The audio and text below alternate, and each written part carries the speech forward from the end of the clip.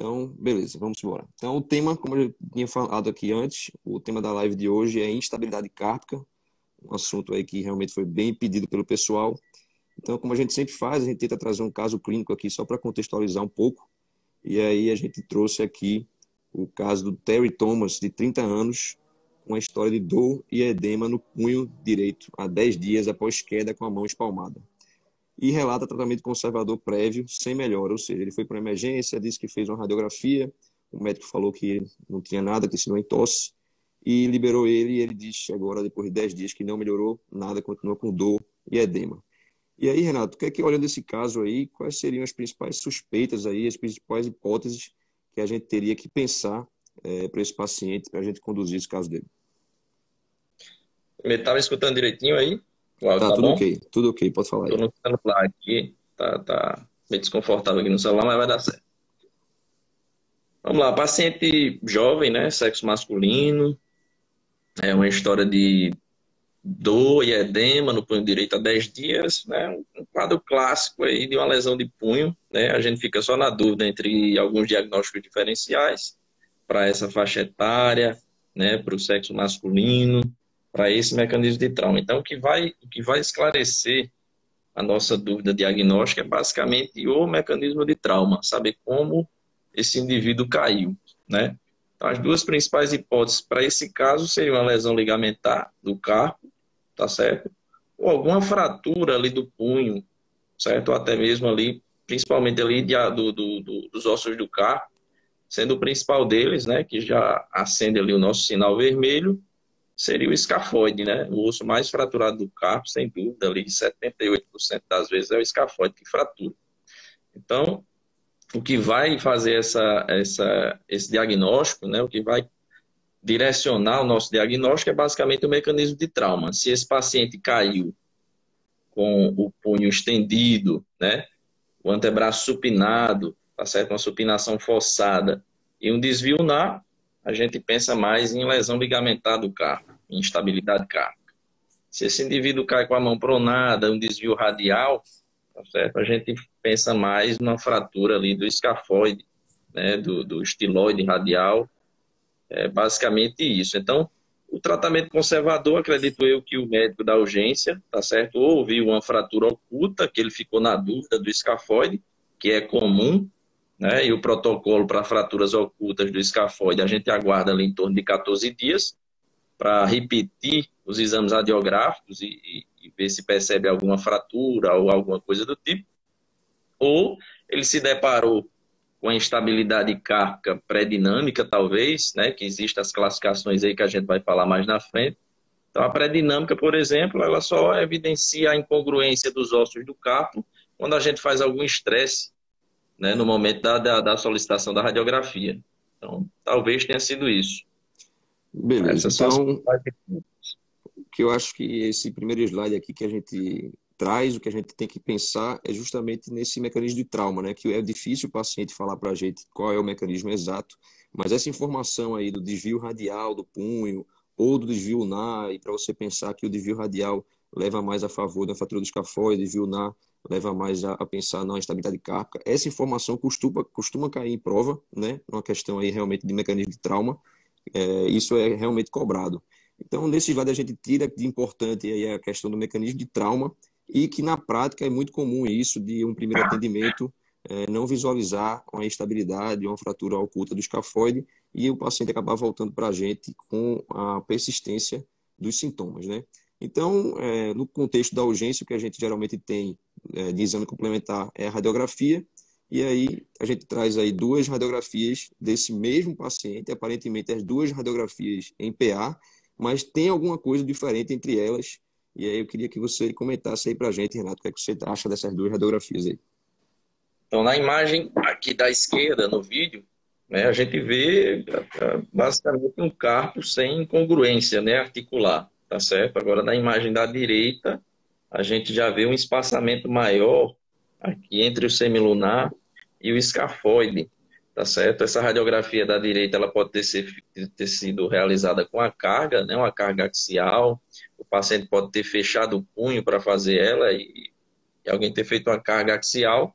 Então, essa carga axial, esse estresse, na parte ligamentar, vai aumentar o espaçamento ali entre o escafoide e o semilunar e pode evidenciar uma fratura, uma lesão ligamentar oculta, né? Como eu falei, existe a classificação das instabilidades cárpicas em pré-dinâmicas, dinâmicas e estáticas, né? A pré-dinâmica seria aquela que não aparece nem com estresse, tá certo? A dinâmica é aquela que só aparece com estresse, tá certo? Se faz um estresse na hora de fazer o exame de imagem, ela aparece.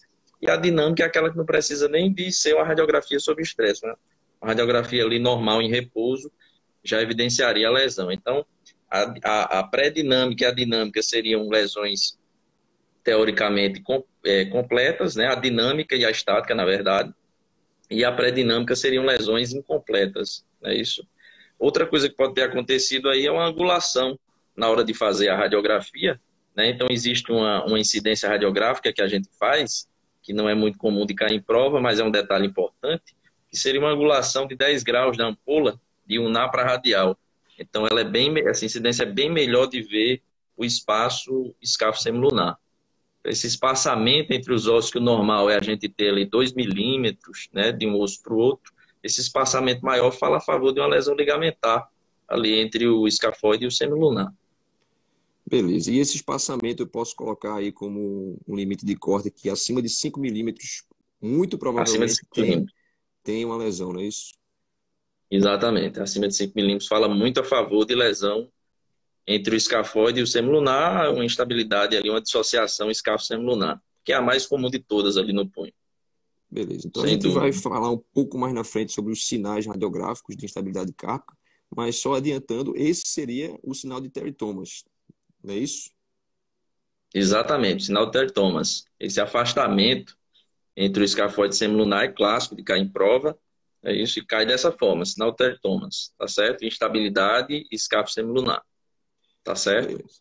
Beleza. Então, prosseguindo aqui, a classificação, a gente traz uma classificação aí que divide em pré-dinâmica, dinâmica e estática, e seria exatamente aquilo que você falou, né? A pré-dinâmica é aquela instabilidade que não aparece nem na radiografia sob estresse, a dinâmica, Geralmente, aquela que aparece na radiografia com o punho fechado, uma carga axial, e a estática que apareceria até numa radiografia em PA comum, não é isso? exatamente. E a pré-dinâmica, o detalhe é que geralmente a lesão ligamentar ela é incompleta, né? Ao contrário das duas últimas, né? A dinâmica e a estática, tá certo? Já esse outro padrão aqui de dissociativa e não dissociativa é com relação à localização dessa lesão, tá certo? Então, se essa lesão ela acontece em uma mesma fileira, né, como a gente viu na radiografia anterior, uma lesão entre o ligamento que liga o escafoide e o semilunar, a gente está falando aí de uma dissociativa, né, de um padrão de lesão dissociativo.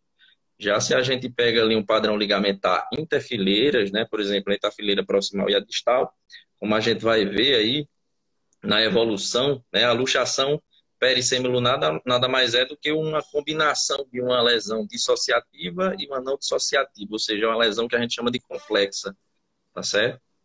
Porque ela tem um padrão dissociativo, ela pega ossos da mesma fileira e ela faz aquele arco que a gente vai falar mais na frente, tá certo? Então ela é uma lesão complexa, é uma lesão dissociativa e não dissociativa, Beleza. certo? Joaquim está cantando a pedra aí, que é questão de prova, e isso aí essa classificação, na verdade, leva em consideração outros fatores, como tempo, também outras coisas, mas a gente colocou aqui esses dois itens aí que realmente costumam cair, essa questão desse conceito, o que é dissociativo, o que é não dissociativo e o que é pré-dinâmico, dinâmico e estático. Beleza? Isso, essa questão de tempo que você falou aí, Ricardo, é muito importante, não só na prova, mas também em definir o tratamento, tá certo? Porque lesões agudas, que a gente fala em lesão aguda ali dentro da primeira semana, tá certo? É uma lesão que vai evoluir para um tratamento totalmente diferente de uma lesão crônica, que são aquelas lesões acima de 6 semanas. Então a gente subclassifica também lesões agudas, quando tem uma semana, tá certo, do trauma, lesões subagudas entre 1 e 6 semanas, tá certo? E lesões crônicas, que são aquelas lesões a partir de 6 semanas, que a gente já não tem aquele arcabouço ligamentar, ele acaba degenerando e a gente acaba lançando mão de outros tratamentos, que a gente vai falar mais aí na frente, tá certo? Beleza. Boa. Essas classificações são importantes. Então, continuando aqui, a gente vai falar um pouco sobre a anatomia do carpo, né? Então, a gente falou que existem aí duas fileiras, né? A fileira proximal e a fileira distal, e aí a gente até falou que quando tem uma lesão ligamentar na mesma fileira, ela é dissociativa, e quando não é na mesma fileira, ela é não dissociativa. Então, dá para falar um pouquinho aí, Renato, sobre a anatomia aí dessas duas fileiras, quais são os ossos que compõem essas duas fileiras e qual é a importância dos ligamentos na estabilidade do carpo. Então não dá para falar em estabilidade cárpica sem conhecer a anatomia, né?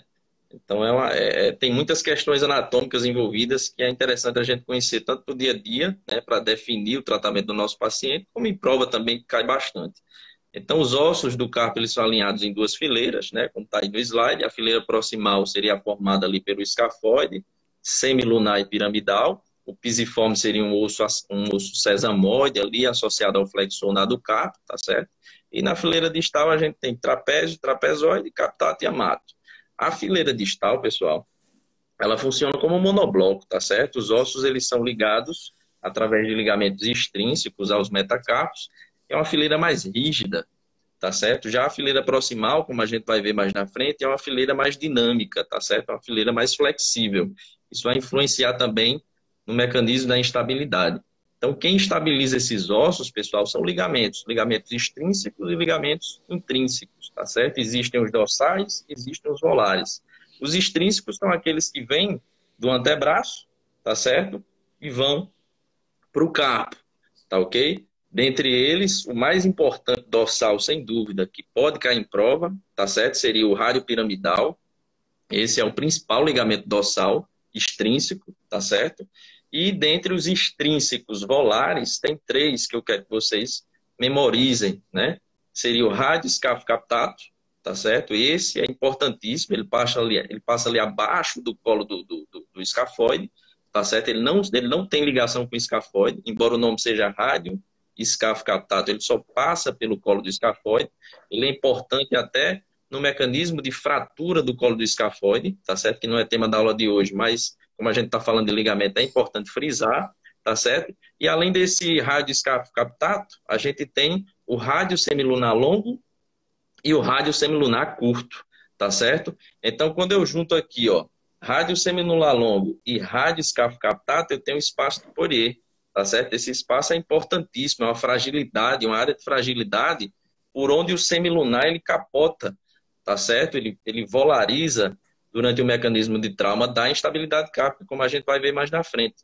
Então, esse espaço anatômico ele pode cair na prova, tá certo? É um detalhe anatômico importantíssimo, tá certo? E dentre os intrínsecos, que são aqueles ali que ligam os ossos do carpo, a gente tem os dois principais, que a gente vai falar bastante deles aqui na nossa aula, tá certo? O que liga o escafoide ao semilunar, tá certo? Que é o ligamento escáfo semilunar. Ele é composto por três partes. A parte volar é bem mais fraca, existe uma parte intermediária e a parte dorsal é a principal e a mais forte desse ligamento, tá certo? Já o luno piramidal, não. O luno piramidal, a parte mais forte dele é a parte volar, tá certo? Então, na hora de reconstruir esses ligamentos, na hora de tratar, a gente pensa nesse detalhe anatômico também, tá certo? Faz parte da técnica cirúrgica esse detalhe. Mais alguma coisa, Ricardo? Você lembra aí?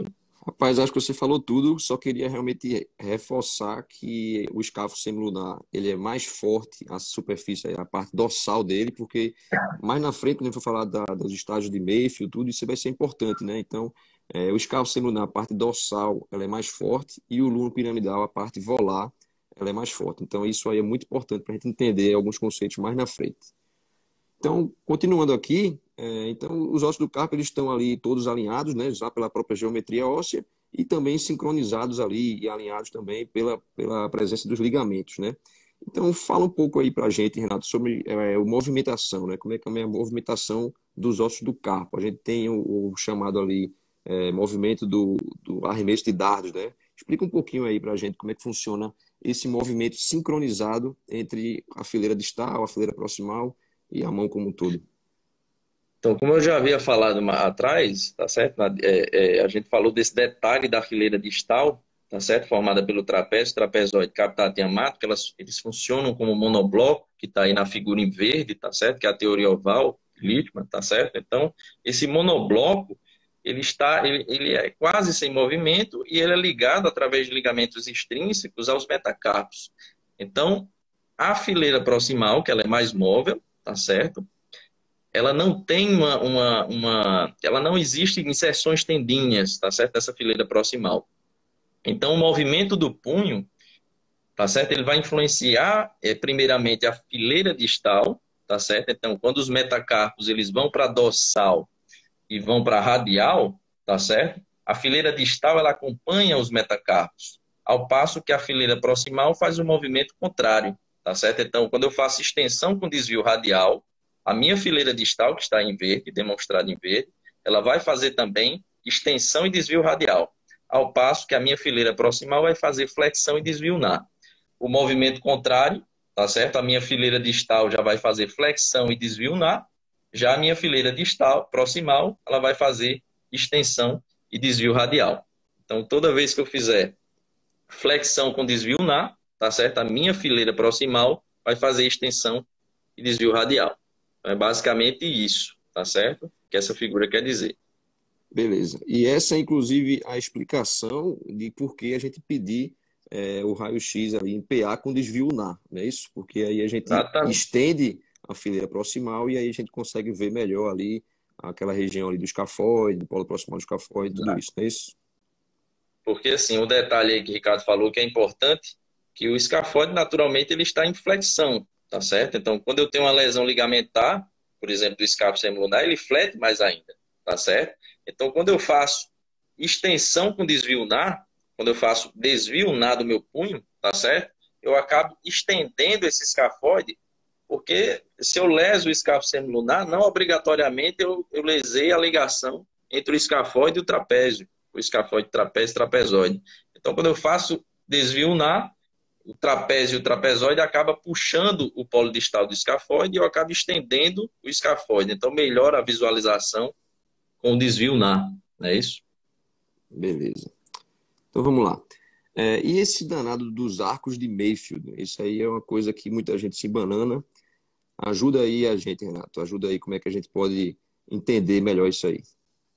Isso aí não dá para ir para a prova, né, da sociedade sem saber, tá certo? Detalhadamente, porque assim, a gente costuma dizer que temas difíceis, né, as questões não são tão detalhadas assim, né? Acaba caindo coisa mais simples.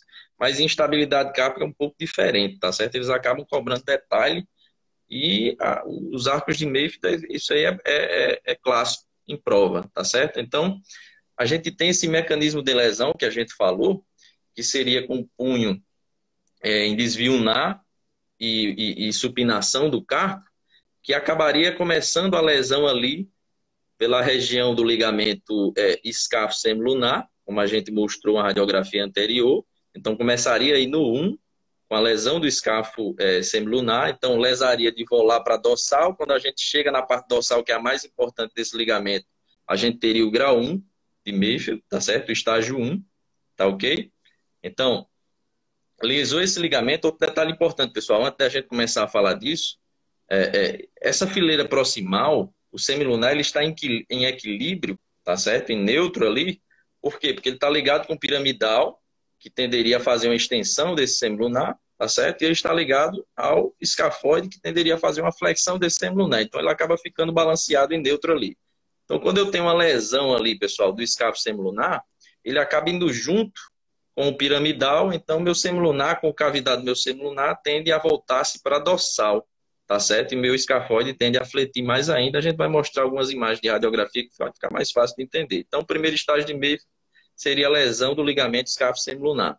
O segundo estágio de Mayfield, pessoal, como a gente não tem ligamentos ali entre o semilunar e o captato, acaba ficando o segundo estágio como uma subluxação, tá certo? Do captato sobre o semilunar. Então, ele não luxa totalmente, mas ele meio que subluxa, certo? Sobre o semilunar.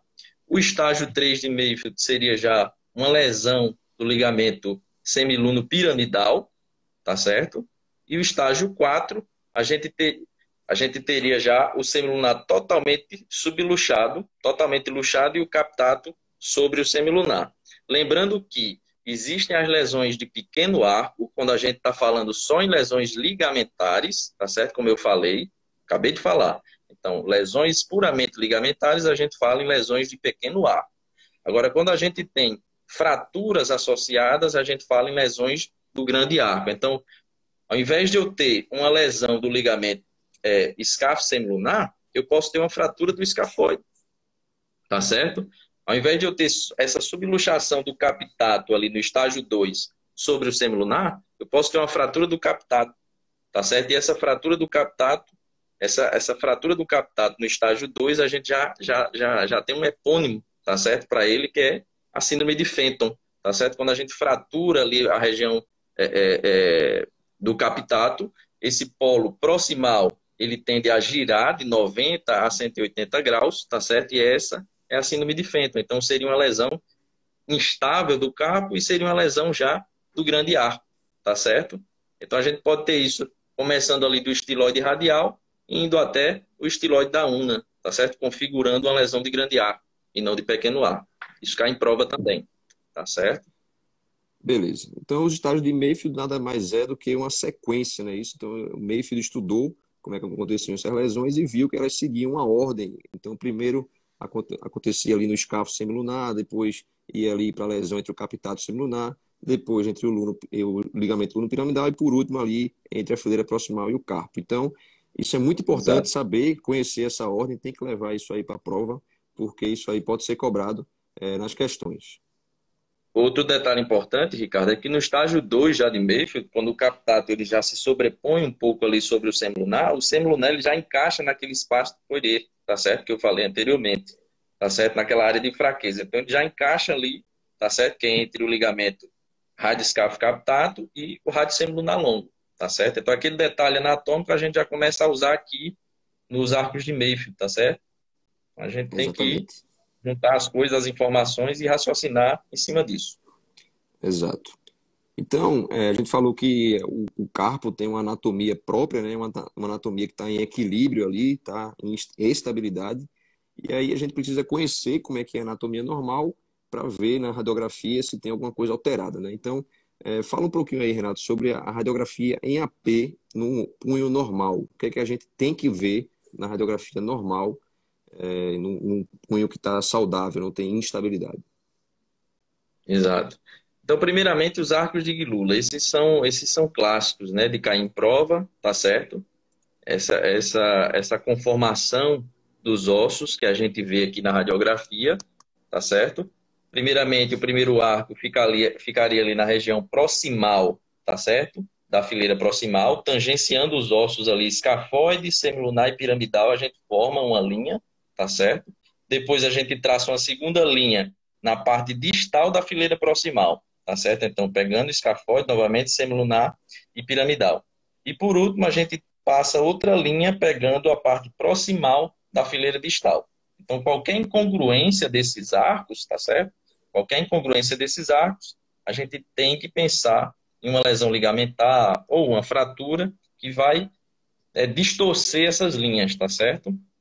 Outra coisa que a gente pode ver são os índices carpais, para a gente ver a altura, tá certo? Do carpo. A gente analisa ali do captato a articulação radiocárpica e, de preferência, a gente teria que ter uma radiografia pegando a mão toda para a gente pegar o terceiro meta, tá certo? Então, quando a gente faz essa razão entre a altura carpal, tá certo? E o terceiro meta, a gente tem o índice carpal, tá certo? Outro, quando a gente não tem essa radiografia que facilite essa nossa visão, a gente pode fazer a relação entre o captato e o carpo, tá certo?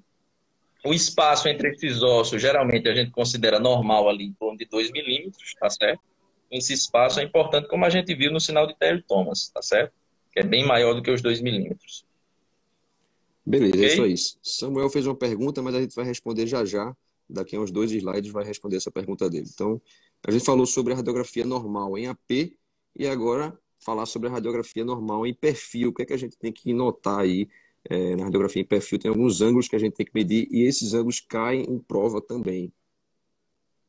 Então, como a gente vem falando aqui desde o início, tá certo? A dissociação escafo-semilunar é a mais comum de todas, a mais importante de todas. Então, um critério radiográfico importante que ajuda, tá certo, no diagnóstico é justamente o ângulo escafo-semilunar, tá certo? Escafo-lunar. Então, a gente traça uma linha ali do polo superior do semilunar e outra linha no polo inferior do semilunar e outra linha perpendicular a esses dois pontos que a gente traçou, tá certo? outra linha seria ou no eixo longitudinal do escafoide, como está mostrando aí na imagem, ou na parte inferior do escafoide, que é o que está descrito na maioria dos livros. Então, a gente pegaria ali polo distal do escafoide, polo proximal do escafoide, e passaria uma linha tangenciando a parte inferior desses dois polos. Fazendo esse ângulo, a gente teria ali normal entre 30 e 60, tá certo? A média seria de 45, tá certo? Esse seria o ângulo escápulo-semilunar. Quando a gente tem uma lesão do ligamento escápulo-semilunar, a tendência é o escafoide fletir mais e o semilunar estender mais. Então, essa concavidade do semilunar apontaria para a dorsal, aumentando esse ângulo, tá certo? O outro ângulo, né, demonstrado aqui no slide, seria o ângulo captato semilunar. Então, esse ângulo, a tendência dele é ser 0, tá certo? Mas a gente considera normal até 15, tá certo? Então, a gente pode traçar uma linha semilunar, captato, terceiro metro, a tendência é que ela seja de 0 a 15 graus, tá certo? Isso denota também estabilidade mediocárpica e ajuda a gente a definir dise e vise, tá certo? Porque o punho, ele, se você fizer uma radiografia com o punho estendido, tá certo? O semilunar vai apontar para cima. Então, você tende a erroneamente pensar que aquilo é uma dise, tá certo? Mas se você notar o ângulo semiluno captado, ele vai estar tendendo a 0 do mesmo jeito, se você não tiver problema naquela articulação. Então, essa angulação ajuda a gente a distinguir entre dise e vise, tá certo? No caso de uma radiografia também mal feita, tá certo? Exatamente. Então, já que a gente já conhece aí a anatomia e a anatomia radiográfica normal do carpo, a gente começa a falar realmente dos estágios de Mayfield e das lesões, né? Isso, então, a gente colocou aí estágio 1 e 2 de Mayfield e a gente vai falar basicamente as mesmas coisas sobre os dois. Por que isso, Renato? Porque a gente coloca os estágios 1 e 2 de Mayfield tudo junto, né? No mesmo saco, vamos dizer assim. Assim, teoricamente, entre o semilunar e o captado, tá certo? A gente não observa, tá certo? Os ligamentos muito importantes assim, tá certo? Mas na prática clínica da mão, tá certo? Nos livros mais detalhados, a gente até que não entre o captado e o semilunar, tá certo? Mas entre a primeira fileira e a segunda fileira, e esses ligamentos podem ser lesados do estágio 1 para o estágio 2. Mas assim, para ficar mais didático, tá certo? E é o que cai na prova da Sociedade Brasileira, estágio 1 e estágio 2, basicamente, o que acontece é você ter a lesão do ligamento escápulo-semilunar e uma subluxação do semilunar do captado em relação ao semilunar, tá certo? Então, teoricamente aqui, a lesão disparada mais comum, tá certo? Seria a lesão do escápulo semilunar e você cursaria com bise, tá certo? Que seria a instabilidade, tá certo? Com o semilunar apontando para o dorso, tá certo? Do punho, tá certo? Que seria justamente a dise. Então, geralmente a lesão do ligamento escápulo semilunar seria, tá certo? Ali na região do escafoide, tá certo? Na maioria das vezes é o que acontece, ok? Exatamente. Geralmente E ele avulsiona, né? Foi até o que Samuel perguntou se a lesão era por exatamente. avulsão ou era intrasubstancial. E geralmente é uma lesão por avulsão, certo? E eu já vi até uma questão de prova que foi cobrado essa lesão na criança, tá certo? Na criança, essa lesão do escápulo semilunar, na verdade, o ligamento é tão forte que ele não rompe ou não avulsiona na inserção. Ele puxa o polo do escafoide. Então, isso aí já até caiu em prova que na criança geralmente não é uma lesão do ligamento, mas sim uma fratura do polo do escafoide. Então, beleza. Então, a gente tem a lesão do escápulo semilunar e tem, talvez, aí uma subluxação do captato entre o semilunar, né? Isso, então, Exatamente. radiograficamente, a gente vai ter a dorsalização do semilunar e o escafoide que vai fletir, não é isso? E esse teste de Watson, fala aí pra gente, isso aí também cai demais em prova, como é que a gente faz esse teste?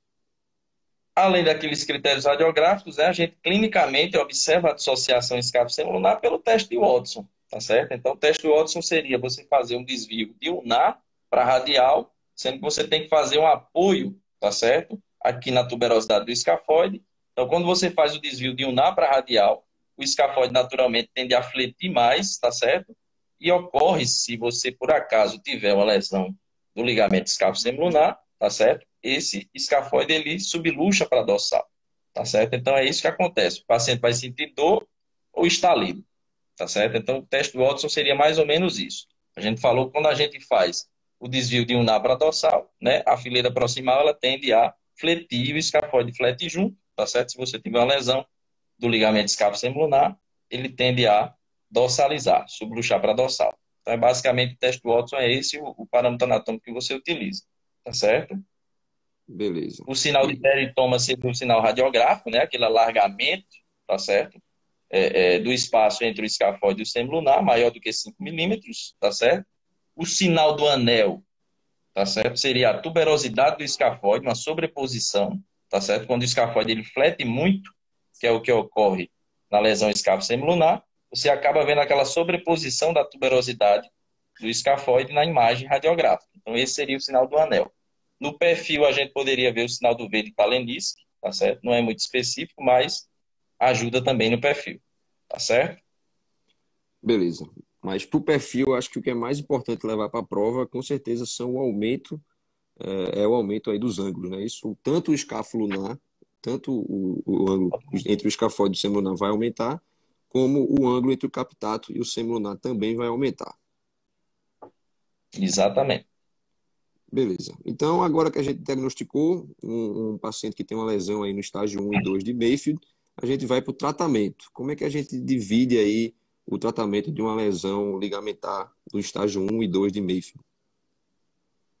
Então, teoricamente, tá certo? Se você tem uma lesão incompleta dos ligamentos, isso em teoria, tá certo? Você pode tratar de forma percutânea, tá certo? Essa lesão. Isso falando em lesões incompletas, tá certo? Nas lesões completas, que é o que a gente vê na maioria dos casos, teoricamente a gente teria que fazer um reparo aberto, tá certo? Então, na imagem aqui, tá certo? O que a gente está vendo é o quê? Uma fixação do escafoide para o semilunar. Então, teoricamente, esse paciente foi submetido a um reparo do ligamento escápulo semilunar e esse fio ele está protegendo esse reparo, tá certo? Esse outro fio pegando o escafoide, do escafoide ao captato, é justamente porque no estágio 2 de Mayfield, tá certo? A gente tem aquela subluxação entre o captato e o semilunar. Então, teoricamente, a gente tem uma instabilidade também interfileiras, entre a fileira proximal e a distal. Então, essa fixação já estabiliza, tá certo? Essa lesão. E ali naquele fio entre o semilunar e o piramidal, tá certo? A gente já vê que esse paciente provavelmente, tá certo? Ele teria essa fixação aí do semilunar piramidal, a gente faz no estágio 3 em diante de Mayfield, Exato. tá certo? Então não é o, Eu, eu, não eu é ia o tipo, perguntar, eu ia perguntar se você concordava com esse terceiro fio aí, é, do, sabendo que seria o estágio 1 e 2 de Mayfield, mas você se antecipou. no, no estágio 2 de Mayfield, teoricamente, a gente não teria a lesão do ligamento semiluno piramidal, não é isso? Então, teoricamente, esse fio não seria necessário, esse fio pegando do piramidal ao semilunar, tá certo? Então, teoricamente, pessoal, esses fios eles servem para proteger o reparo ligamentar que é realizado nas fases agudas, tá certo? Porque nas fases crônicas, ou seja, acima de 6 semanas, a gente tende a fazer reconstrução ligamentar, tá certo? Então, geralmente a gente usa o flexor radial do carpo, tá certo? A técnica de Brunelli para fazer esse tipo de reconstrução. E a gente tem, novamente, que proteger essa reconstrução com esses fios Kirchner, tá certo? Então, a gente passa também o fio Kirchner do escafoide para o semilunar, a gente passa o fio Kirchner do escafoide para o captato, e no caso do Mayfield 3 para frente, a gente fixa também o semilunar no piramidal. Beleza, exatamente isso. Então, vamos passar aqui para o estágio 3 de Mayfield. Então, lembrando, o estágio 1 e 2 é o mais comum, é o que a gente chama de DISE, tá certo? É disparado mais comum. E aí essa lesão pode continuar e ela pode chegar aí entre o ligamento do semilunar e o osso piramidal, certo? Então, a gente vai para o estágio 3 de Mayfield, que é menos comum e é chamado de VISE. Então, fala um pouquinho aí, Renato, sobre a VISE para a gente. Então, a VISE, pessoal, seria justamente ali o estágio 3 de Mayfield. Eu falei do equilíbrio, tá certo? Do semilunar entre o escafoide e o piramidal, não é isso? Então, quando eu tenho uma lesão entre o escafoide e o semilunar, teoricamente, o semilunar vai acompanhar o piramidal e aquela parte côncava do semilunar vai estar voltada para o dorso. Então, eu estaria diante de uma DISE, tá certo? O contrário, tá certo? Quando eu tenho uma lesão ali do ligamento lunopiramidal, ok? O semilunar ele tende a fletir, Então, eu teria uma instabilidade, tá certo? Segmentar, intercalar, volar, que seria justamente a VISE, tá certo? Demonstrada aí no slide. Ela é menos comum, seria do grau 3 para frente de Mayfield, tá certo? Aí justificaria aquele fio, tá certo? Passado do semilunar para o piramidal, tá certo? Seria justamente isso.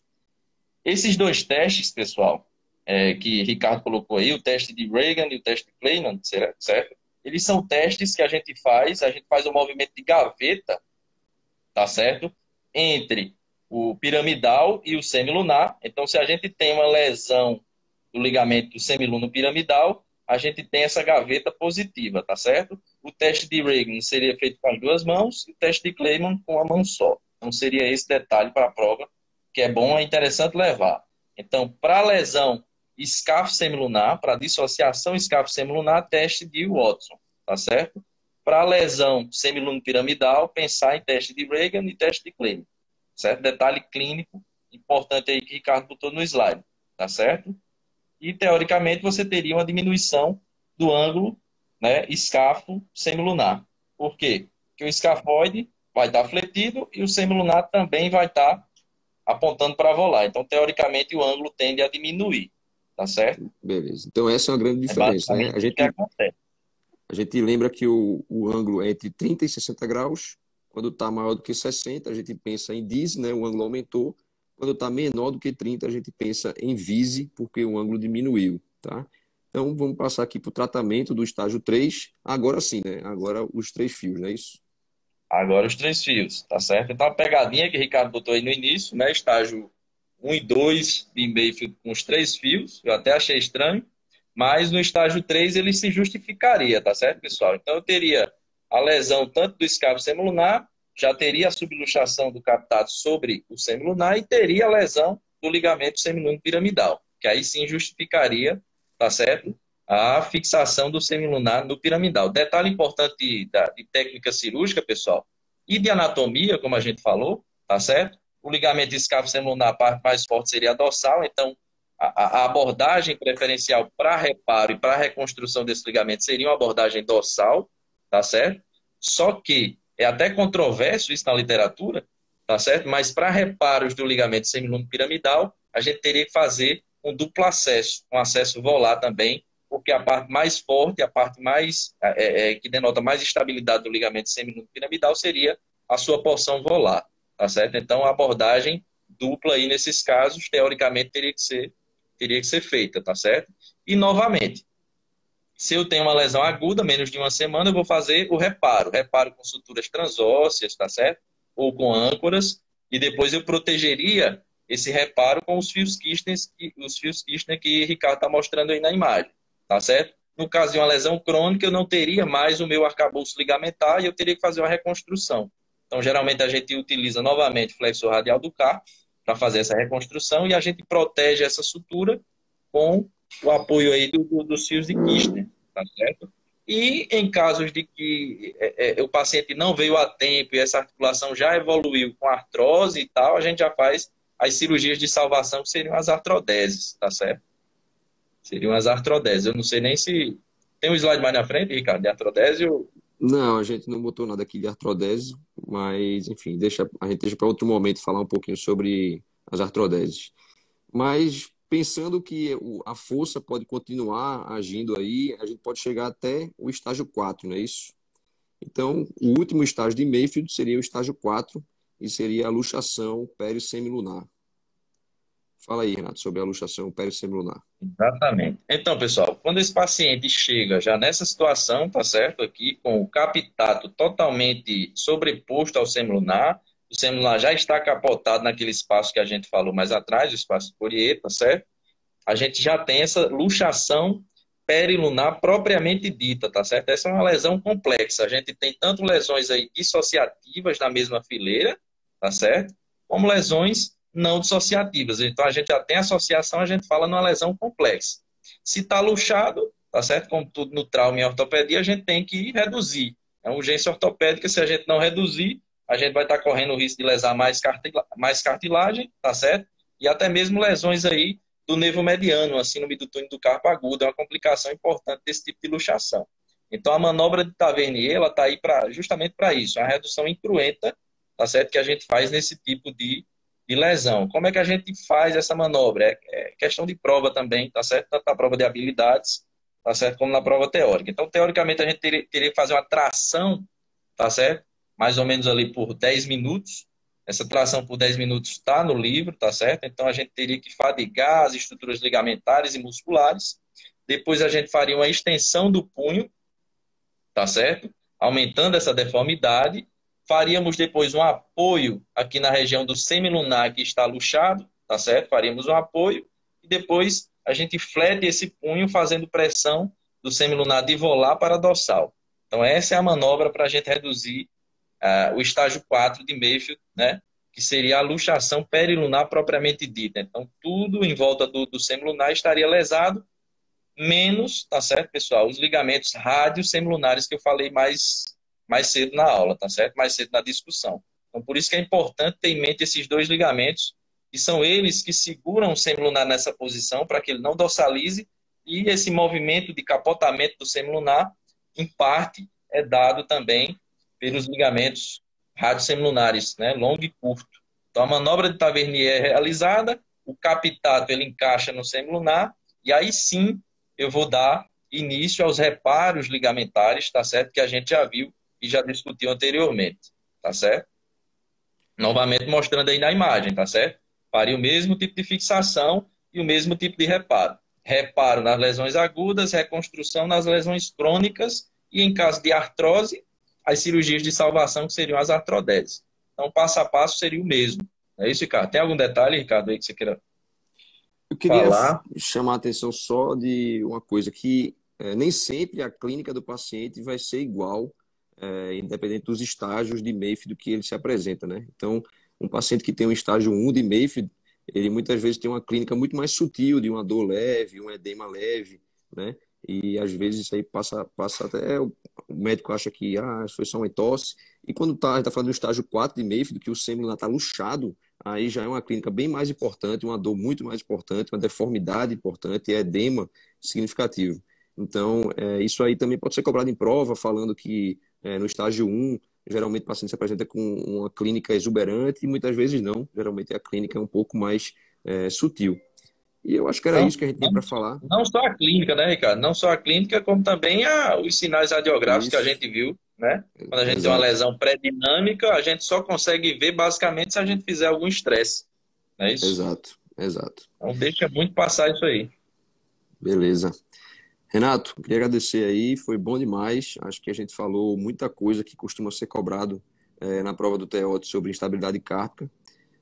Queria agradecer realmente aí a sua presença, chamar o pessoal, convocar para o simulado que vai acontecer amanhã à noite. E para quem não conseguir fazer amanhã à noite, fazer no sábado, né? Você participou aí com a gente do simulado, fez algumas questões aí, corrigiu algumas questões. Então, convidar o pessoal para lhe prestigiar também, fazendo o simulado, beleza? Com certeza.